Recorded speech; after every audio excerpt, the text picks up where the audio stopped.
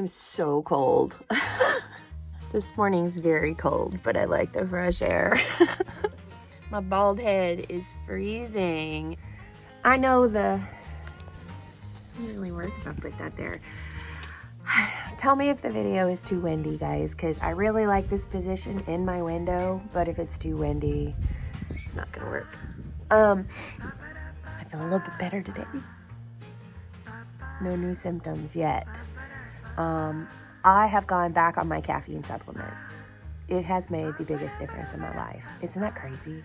I don't drink coffee. I don't drink any kind of soda. I don't add extra sugar. I don't have any kind of ices. But when I took myself off of caffeine, I found that I had the most digestive problems. I am super excited because there's a tree right outside my window. Well, it's not right outside my window. It's on the end of the property by the road. And I'm like, why don't you care about that tree? He goes, why do you? Why do you care at all? I'm like, well, it's a beautiful old... So I can finish my video.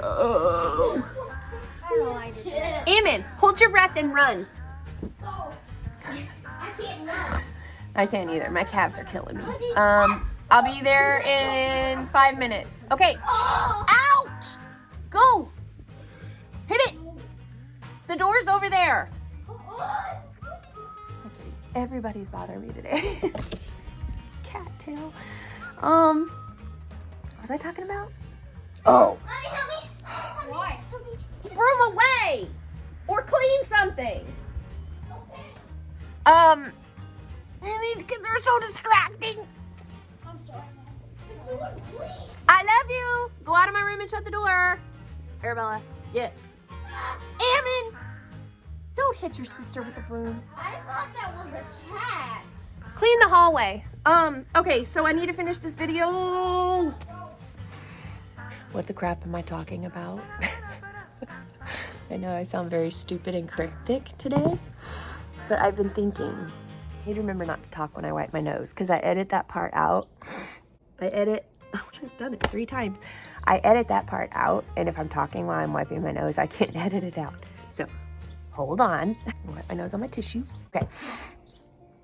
Now, so what is my whole point? I know I sound stupid and cryptic today. My point is that, thinking about that sign, be who you needed when you were younger. Be who you needed. That makes me cry. When you were younger. I think my younger self needed a lot more than I was given. I never had any sexual trauma or drug addiction or alcoholism or any of those things in my family. I mean, I grew up in a Mormon family, a member of the Church of Jesus Christ of Latter-day Saints, and my father is a man that thought he could make himself perfect if he followed all the rules, and he did.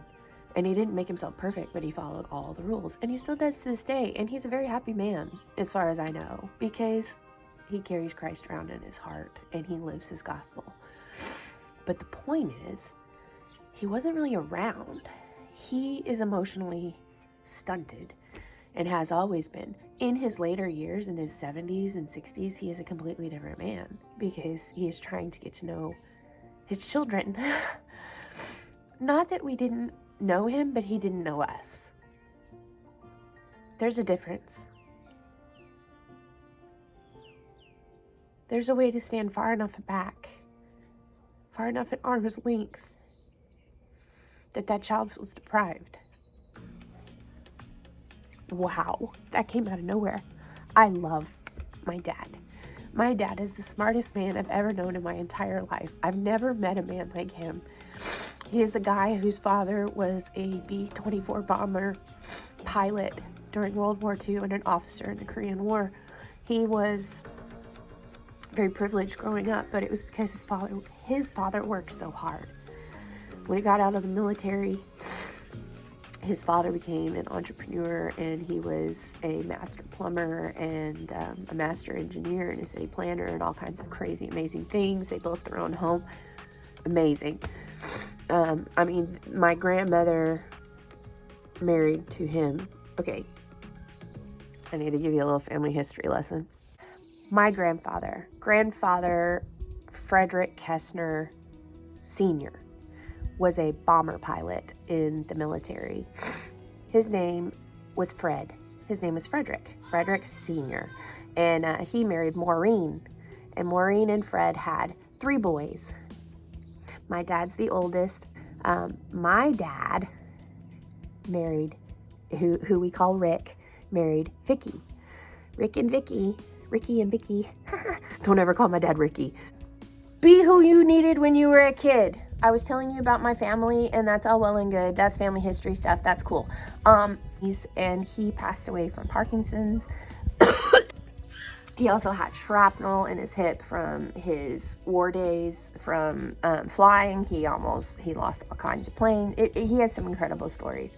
My dad spent a year going through his flight journals from the war days, where his co-pilot had to write all the flight journals, and so did my grandfather. And so my dad went through those, and for a year, every Sunday, he would write us a story from the war journals, and it was crazy. Which is something really cool that you guys should go back and do. If you don't know any of your family history, I bet you your ancestors are really cool.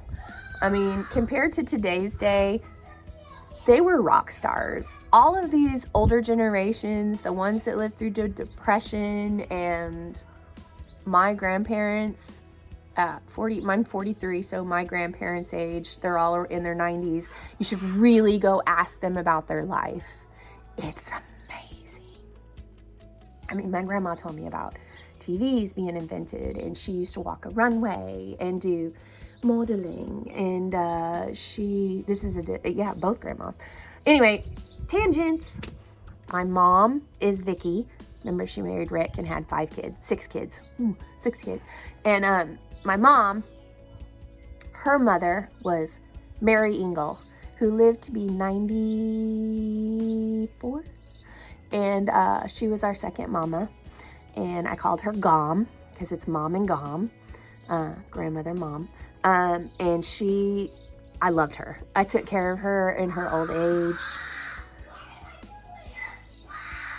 Kids. And then she was married to Gene Engel, who was actually a famous musician and in movies. He was the piano player, big band style, with Pee Wee King. Pee Wee King was a very famous musician, and my grandfather, Gene, I never got to meet. He died of a heart attack when my mom was 16 years old. So anyway, you can go look him up. His name is Gene Engel, and he was a piano player for Pee Wee King. That's where we got all the music talent. So that's our family history. Go ask your grandparents about their life. I'm telling you, it's incredible. Record it, because you'll want it for your kids.